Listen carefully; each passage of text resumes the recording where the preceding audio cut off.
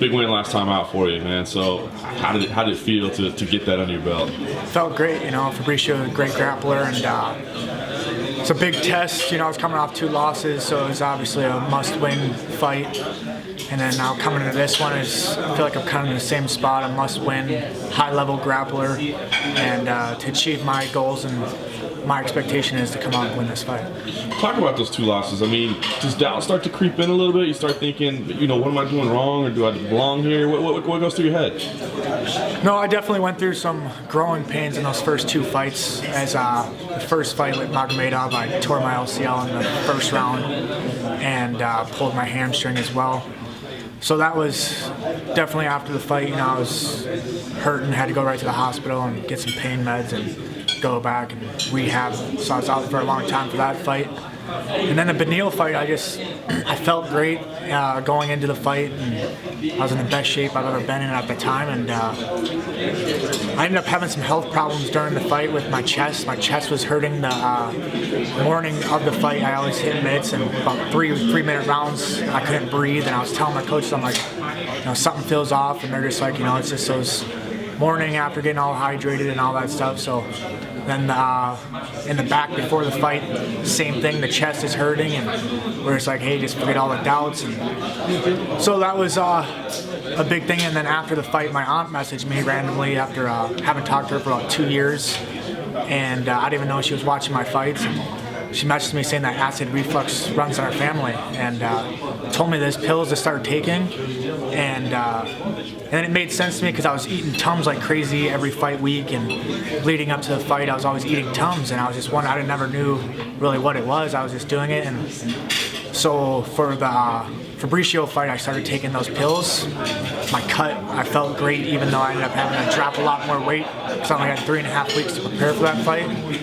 And so this whole camp I've been taking those pills, and I feel great. And I think that I just went through the learning curve at the wrong time. You know, I went in UFC and had to learn the ins and outs of my body and cutting down to 55. So now I think that I have everything dialed in. My weight's great. I feel great mentally, physically, and I think this is going to be a great fight for me.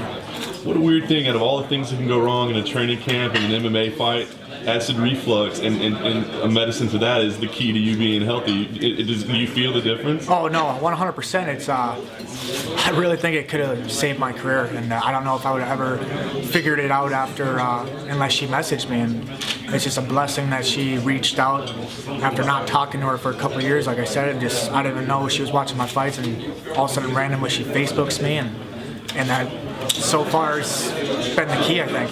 That's awesome. Back in Brazil, what was your thought on that? I mean, did you enjoy the experience the first time around? Was it a struggle? I mean, what was your thought on coming back here to fight? The first time around, I had about 3.5 weeks to prepare, so that was tough, you know, with my pretty big lightweight, so I had to drop a lot of weight fast. And I wasn't, at the first fight, I wasn't really ready to come here. There was no tub in my hotel at the time, and I cut all my weight in a bath. So I was driving an hour to Baja and cut up at Nogueira Brothers. They let me use their tubs, and I wasn't used to the food here, so I didn't really know what to expect. I didn't have a lot of the foods that you have in America, so my diet changed. So it was a tough cut for me. You know, I cut about 15 pounds of water from about 10 o'clock Thursday night and Friday, so I was definitely hurting, and I was sucking the whole week, and I could feel it, and so I ended up missing weight for that, but I never stopped sweating. I just ran out of time with driving the hour there and driving an hour back. But this fight, I had a 5.5 week notice, and the second I got the call, I was like, you know, I'm confident. It's the same arena, same hotel. I asked Joe, I was like, hey Joe, I need one thing from you, and that was a tub. I need a tub in my room.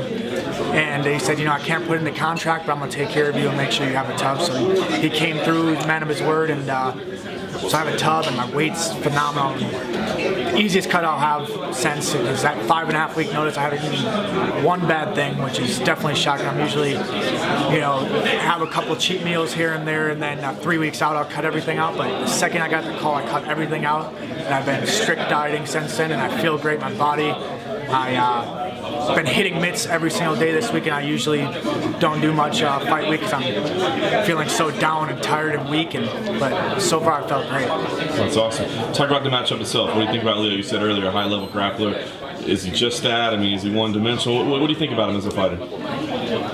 Leonardo, he has a lot of grappling credentials. He's been grappling, he says, since he was 5 years old. He's 37 now, so he's definitely out of his physical peak and coming down. But his mental, he's in his, the game's very mental based, and he's been at Nova União for his whole career. So he's been seeing the best athletes and seeing the best strikers, best grapplers. So I expect him to always come in better. I'm sure he's working on his striking every day, and I felt like from watching film on him that his striking is very good coming forward, and he seems like he gasses, but then he still has that heart to keep going. It's like all of a sudden you think he's done and wants to give up, and all of a sudden he comes out next round and takes the round, takes the guy down. Or it's just going to be a tough fight, and I got to win the little battles. The little tiny battles that you might relax at sometimes, that's where he's good. And so as long as I win those little tiny battles, I think that overall I have a good game plan. I've had a great camp, and I think this is going to be a good fight for the fans as well. You mentioned that you still feel like it's kind of a must-win, like your back's against the wall. So what do you think we're going to see out of you? We're going to see, that same Tony Martin that we saw last time out, or maybe even better? What do you think we're going to see this? No, every time I come in here, I expect to be better. And I've been training at City Tong, Boston with Crew Mark, and I've been working a lot of my Muay Thai skills. I've been heading up to New Hampshire at Professional Mixed Martial Arts, and Tim Bachard has helped me with my grappling a lot. He's been working with me a lot. I flew up Brock Larson again from Minnesota to come help me for about a week or two where I'll be able to fight. And so we went through the game plan and had everything set up with all the other coaches. But no, I think I feel great. I'm very confident in this fight, and every fight's a must-win for me. For my goals, I don't want to settle for just being in the UFC. One of those guys that said, "Hey, I made it to the UFC." I don't want to tell those stories because I don't care about those. All I care about is performing on a regular basis, getting better every fight. And I think my athletic ability, my work ethic, and everything's there in my mental game. And so now it's just to keep adding more tools every single fight. So I expect every fight to look better than my last one. And I've been a little over 4 years of training only now. So I've progressed really fast. I've pushed myself really hard, and so I expect to keep getting better for the next 4 or 5 years until I'm really at my peak of athletic and mental ability.